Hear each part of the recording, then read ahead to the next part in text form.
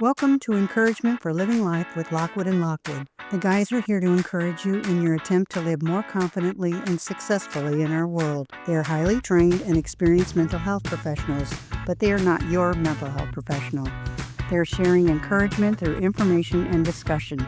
People are complex. Just because an idea helps one person doesn't mean it will help someone else. You need to consult with your own professional who will hopefully know what is best for you and your situation. Now, it's time for Lockwood and Lockwood. Hello, audience. We're overcoming depression. We're going to touch on a lot of things here. We'll probably have to come back to this topic a number of times, just like anxiety, because there's a lot that can be learned about it that can help you and be an encouragement to you. So, definition first, let's start with the same approach as anxiety. What is depression? Depression, this is by the Mayo Clinic. Depression is a mood disorder that causes feelings of sadness or lethargy. That affect the person, significantly affect the person's ability to live life. Again, the disorder becomes where it really impairs your ability to live life. Symptoms of depression: feeling very sad, hopeless, or worried, not enjoying things that we used to enjoy or bring satisfaction or joy to. That's from the Cleveland Clinic. Being easily irritated or frustrated, eating too much or too little, resulting in weight gain or weight loss, trouble sleeping, insomnia, can't get to sleep, or sleeping too much, wanting to really stay in bed and just sleep because you feel so lethargic. Low energy or fatigue, which goes with that, and having a difficult time concentrating, making decisions, or remembering things. You can be so depressed that impairs your memory. So can anxiety, by the way, particularly trauma, can really impair memory. I got so many holes in my memory, it's ridiculous, man. For years, you know. And then experiencing physical issues like stomach problems, headaches, or sexual dysfunction can be symptoms of depression. You lose interest, in sexual function. It just doesn't seem to work because you're so down. And then you can go to the extreme when you're really depressed of self-harm or suicide. You can do self-harm because you feel so bad and you want to feel alive. You might want to hit yourself. There's, anyway, different types of self-harm. And of course, the worst part of depression is when you feel so helpless and hopeless for so long because you're stuck in it that the thoughts of suicide come. Okay. Causes of depression. Well, it's the same thing. Brain chemistry. Some people we all have brain chemistry. Some people are resistant to all kinds of mental illness. I mean, they can go through all kinds of stuff, never develop an anxiety disorder, never develop depression, never become psychotic, never develop an addiction. They're just resistant. They've got a constitution, a makeup that just is resistant to disorders, period. Yeah. So brain chemistry, which is also then genetics, the second one. And of course, stressful life events. Some people tend to go to anxiety. Other people's brain and makeup would tend to lead to depression. That's just how they're made up.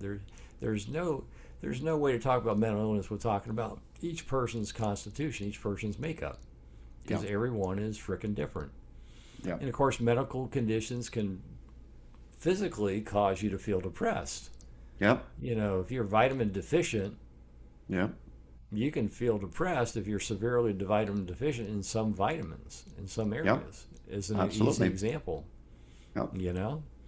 And then medication actually can make you depressed. You're drinking too much, That's right. You're going to be depressed. And I'll smile at you if you tell me you're using a lot of sedatives and alcohol, and you're telling me my problem's depression. I go, I don't know if your problem's depression, but you're depressed because you're using a lot of alcohol, which is a sedative that depresses your central nervous system. Yeah. And sedative medication that depresses your central nervous system, you're going to feel depressed. Right. Let's get you off of those and see what you really like to see if you actually have depression or not. Right. Yeah. So now, types of depression, we're not going to spend a lot of time in each one. We'll probably come back to these at some point because they're worth talking about for certain people. It's going to be a small slice of people who are interested in these things, of course. But of course, major depression. I remember treating an executive. He couldn't hardly get out of bed, barely get to my office, and He had a major depression. He was so lethargic, so worn out, so down. It was hard for him to move. That's a major depression generally. Now, one I treat a lot, persistent depressive disorder, it used to be called dysthymia, which means that it's a low-grade tiredness. You're not as tired as major depression. You lack some energy. Your self-worth is diminished. There's a whole bunch of symptoms that you can either look at it like sometimes it has a combination of anxiety and depression inherent in it. So it has some mixed symptoms in it, really, that can go either way, with people can go back and forth. But it's a chronic condition that has gone on usually for years. Can be a result of something else too, by the way, like trauma, like really bad attachment, like a lot of things that can end up with persistent depressive disorder. Yeah. And there's premenstrual dysphoric disorder that, again, can leave you frickin' depressed and acutely depressed when you're going through that time of the month, for sure. And it starts to change as you're out of your cycle. So it's a pattern of extreme dysphoria as you enter your cycle and as you leave that part of your cycle. So it's not all month because of your hormones, just to be clear. No, it's not. It's just a period of time during that. And it can be a longer period of time for some people than others. True. Very debilitating too. Which is different than saying women are moody because of their cycle. It's actually much more severe than that, just to be clear. Oh yeah, right. And of course, we mentioned substance medication too that can induce depression because they're sedatives and they depress people.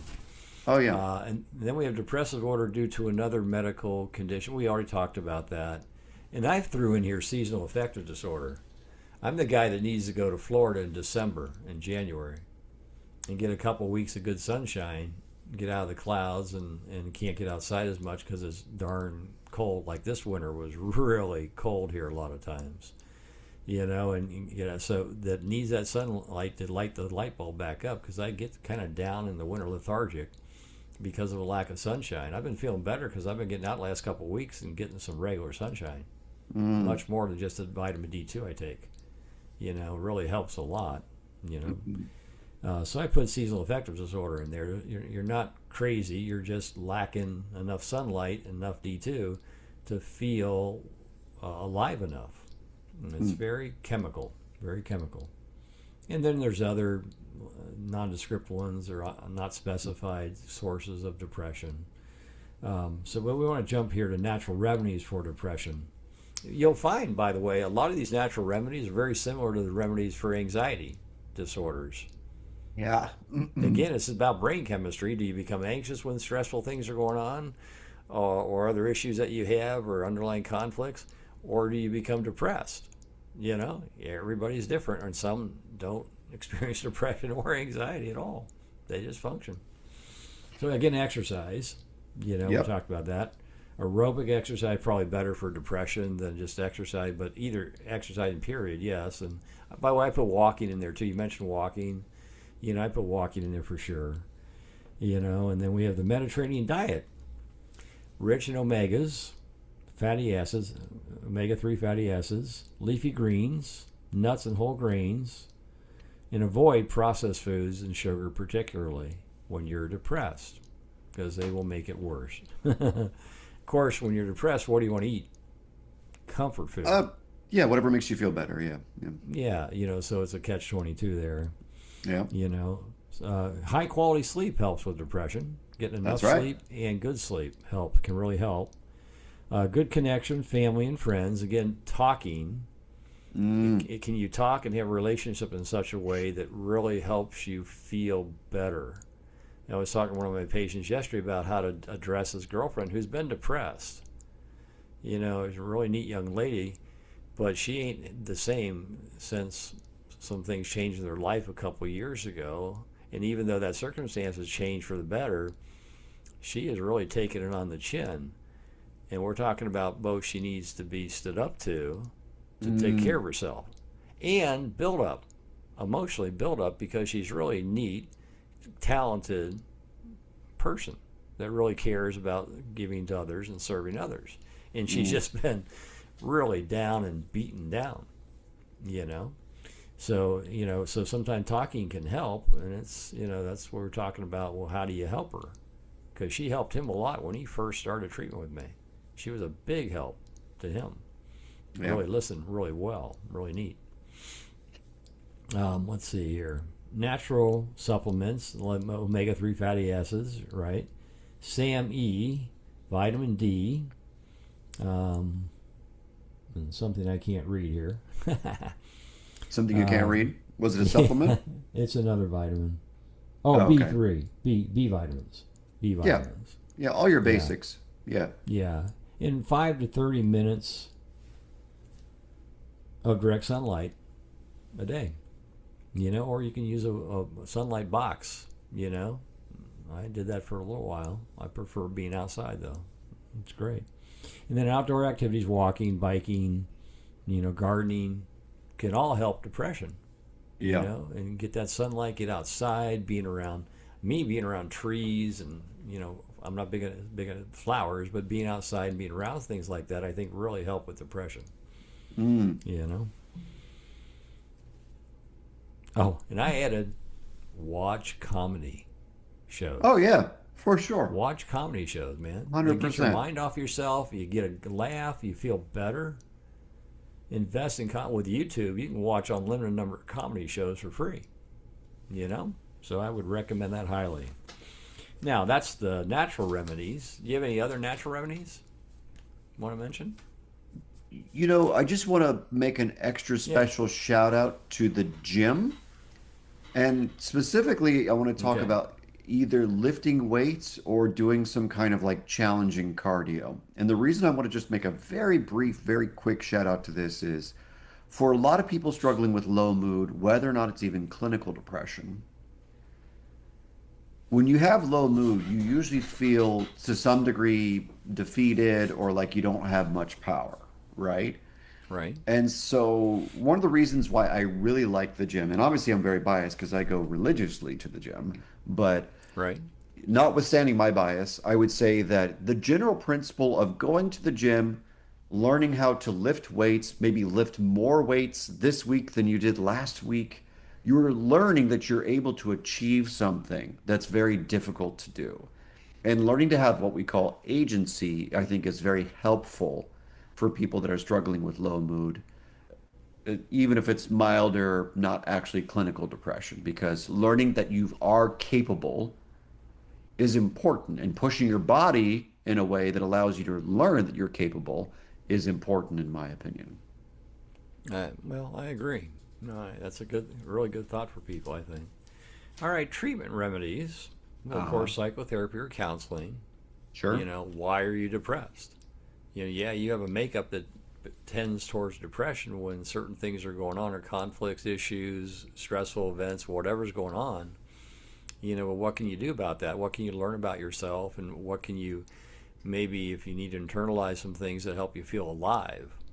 I used to use a term with patients called emptiness depression, where they missed out on a lot growing up, and they have a sense of emptiness that then is like a balloon without the helium in it. They're just kind of down and not lifeless instead of feeling alive. So what's missing that you need? A bonus thing for anyone who wants to, do some homework and talk about it. And I think we should, just completely an aside, I think we should actually have an entire conversation about this, but just planting the seed right now. Yeah. Depressive position. I think now you're getting clinical. I know, and I'm just saying that it is a position. Yeah. Sometimes people get stuck in the depressive position, and they do. And that is different, in my opinion, than clinical depression. Now, that doesn't mean you can't have both problems. You can be diagnosed with a major depressive disorder if you are stuck in the depressive position. You sure can. But that's a much more complicated conversation, admittedly. Yes, I just want to put it out there that sometimes what you think is a disorder is actually just a way of being. And that's complicated, admittedly. So Absolutely.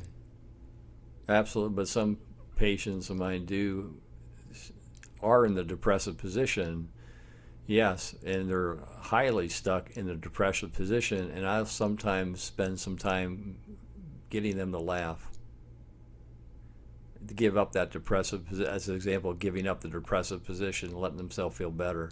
I'll chide some people. Yeah, you really should feel bad. It's just horrible how bad you feel. And they'll It's start smiling.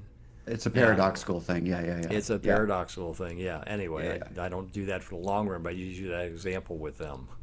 Yeah. And And of and course, so just yeah, to I just want be to, clear, like there's yeah. actual disorders, but sometimes there's a depressive organization, which is a different thing that we'll talk about at some Oh point. no, it's a very important, severe thing for some people. Now, of And it course, can be severe. it can leave you really depressed, yeah, and keep Yeah. you stuck going in and out of depression Oh yeah. diagnostically, yeah. Oh yeah, And yeah, then, yeah. of course, medication. You want to go through Yeah. the medicines for depression? Yeah. So generally speaking, you have your SSRIs, which are serotonin-based drugs. You have your SNRIs, which are your norepinephrine-based drugs.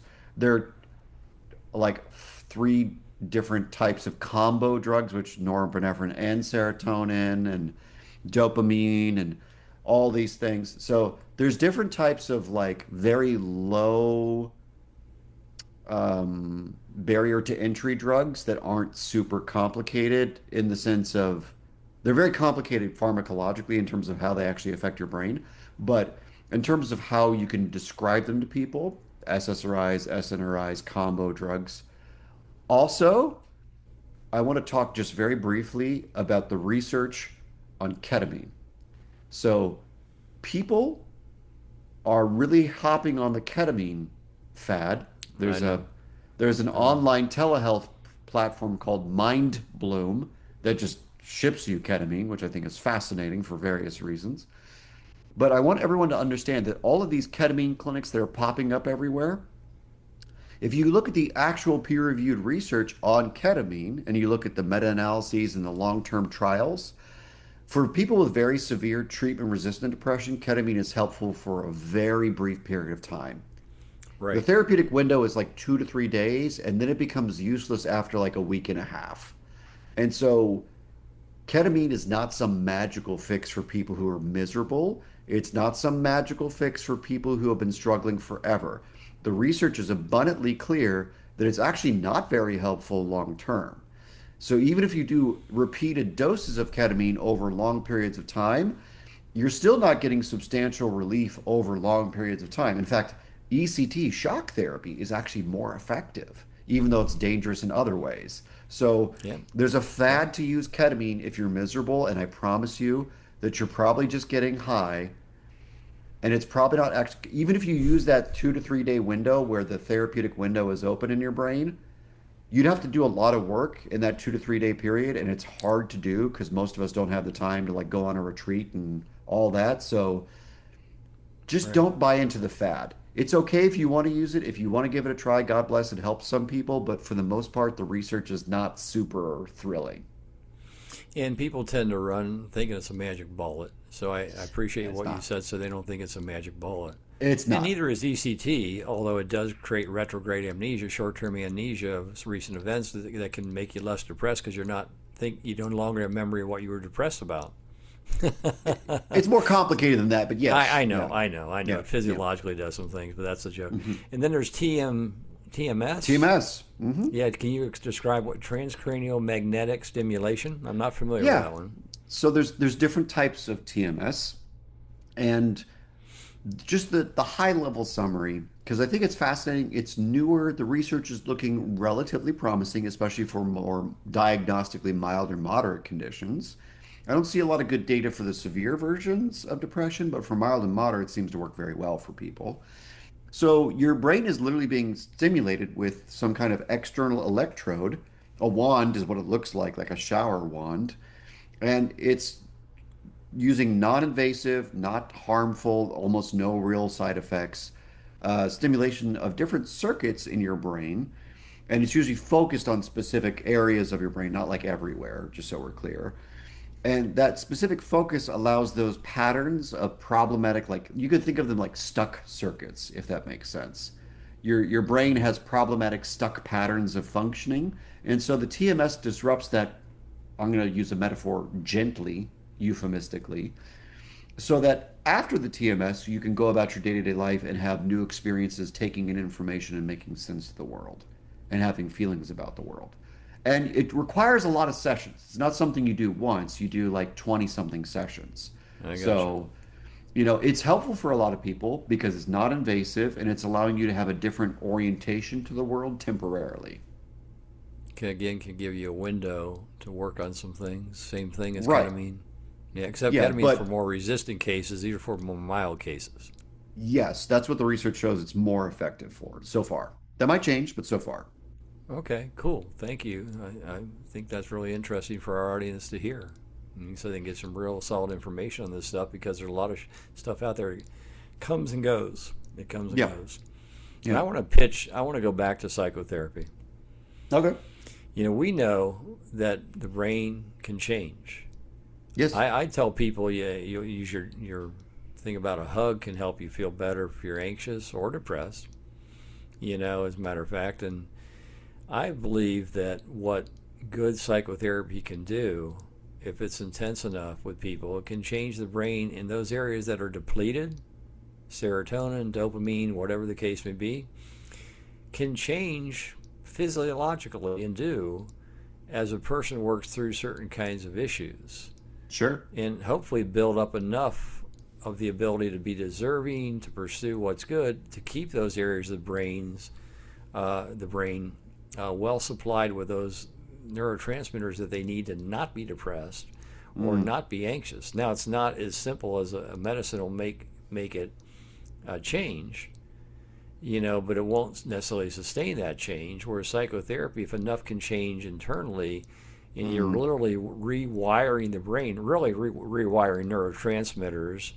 and building some different belief systems that affect neurotransmitters. Sure. I call it the power of love. I call it when people feel good. Well, I'm oversimplifying it. When people feel better, when they feel more valued, more important, what does that do to the Yeah. neurotransmitters? It makes them come alive. Literally helps them feel better. Less anxious if some people get anxious, less depressed if people get depressed.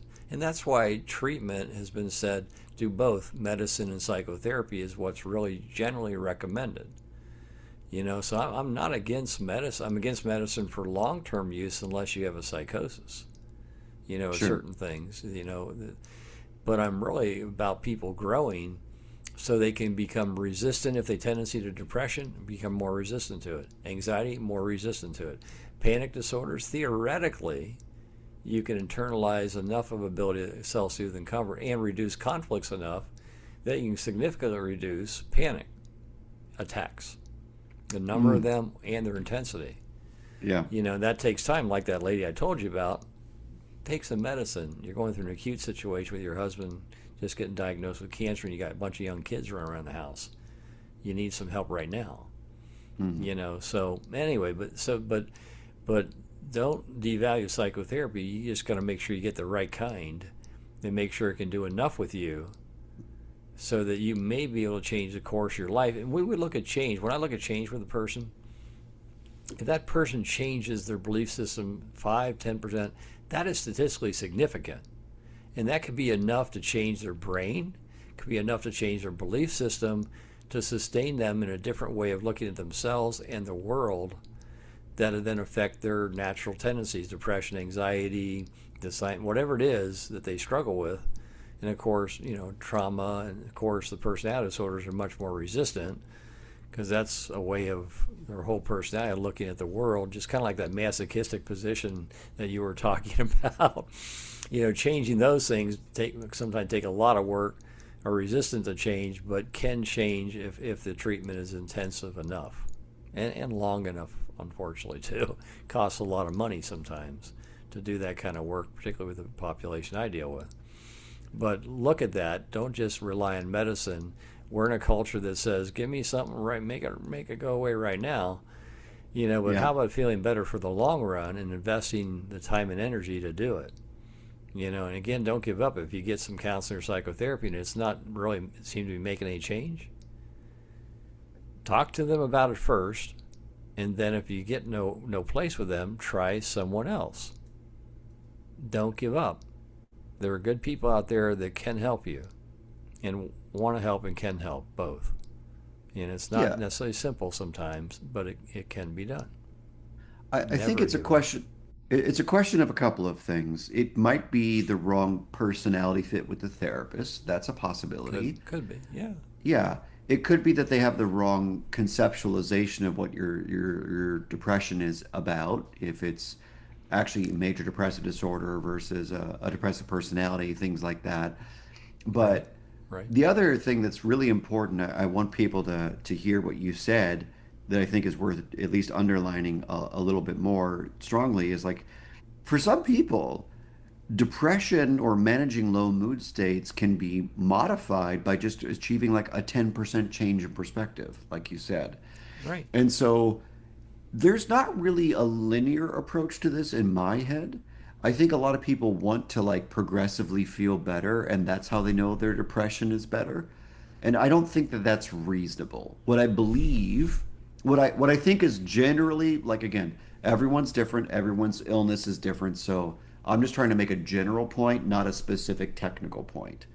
Right. Generally speaking, I think the idea that we get better in waves and feel better in waves, and then we feel worse and better and worse, that kind of episodic approach to therapy is totally okay. Maybe you do therapy for a couple of weeks or a couple of months and you don't feel better, or you do feel better and you stop and you come back.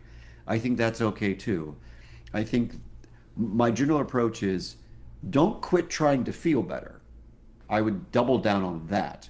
Whether or not it's in therapy, don't quit trying to feel better, is what I would Amen. say. You Amen. know? And so if you want to take a break from therapy, that's totally fine. I think that's a good thing sometimes because maybe you've Can be. got some It insights or can. learned something about yourself or how you see the Right. world, and now you can go practice dealing with that differently outside of therapy. You bet. And then maybe you come back or maybe you don't.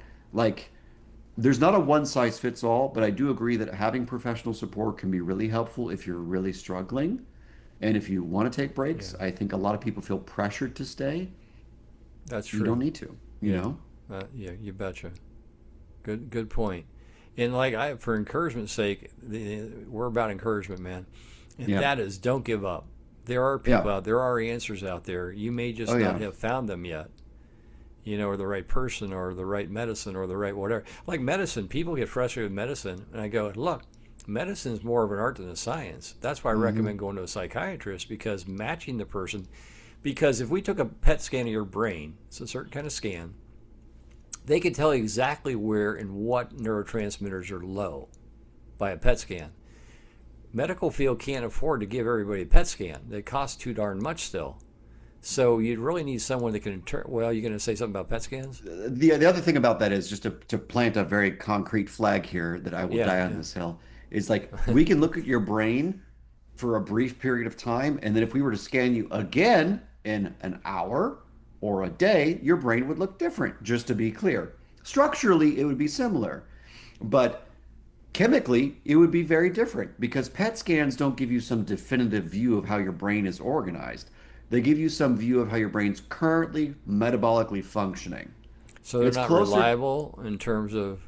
So you No, would need multiple PET scans over a period of time you can to get a do baseline? you can diagnose someone with major depressive disorder and they fit all the symptoms and their brain looks different at 1 month and 6 months and 2 months without meds, with meds, always looks different. Then they're not as reliable as I thought. Correct. Okay. All right. Take that word, not mine. That's a more current word. Okay. Either way, PET scans, if they really did work, were too damn expensive to use anyway. Oh But yeah, anyway, yeah, but it doesn't yeah, sound yeah. like they're worth the money either now. No, So, but no. find that person that really has that ability with science and art to look at different personalities, different makeups, and can match more easily. So you're not going through 3 or 4 different antidepressants as an example till you find the one that works. You might have Right. to be aware of You might that. have to. Yeah. Yeah, it's just like therapists. Sometimes you got to go through a couple to find the right one. Yeah. But so don't get frustrated if the medicine doesn't work that you try.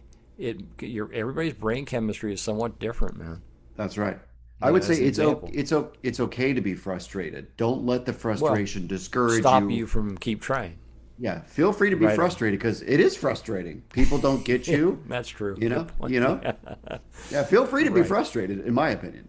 You know. Yeah, I got a referral recently. A guy that wanted to come talk to me, see if we were a match. By the way, that thing that people do more now, and he had this compulsive gambling problem. And I said, look, I could treat it, but I'm not the one in the front line with this stuff all the time. And there are people. I gave him the hotline number to call to get a professional that actually deals a lot with gambling. I said, you're going to get far much better treatment than from me, and refer them there. Find the right person. You got a gambling problem, don't go to somebody who's never treated gambling or doesn't do it in a healthy, solid way. People really in the midst of that stuff are really more likely to give you the right kind of treatment. Yeah. As an example. Yeah. And that's all for today. I'm glad you were with us, and we'll see you next time. Take care. Thanks for listening to Encouragement for Living Life. We hope you were encouraged by today's discussion. If you have a question, you can email us at lockwoodwithlockwood@gmail.com. We'll do our best to answer it on one of our shows. Hope to see you next time.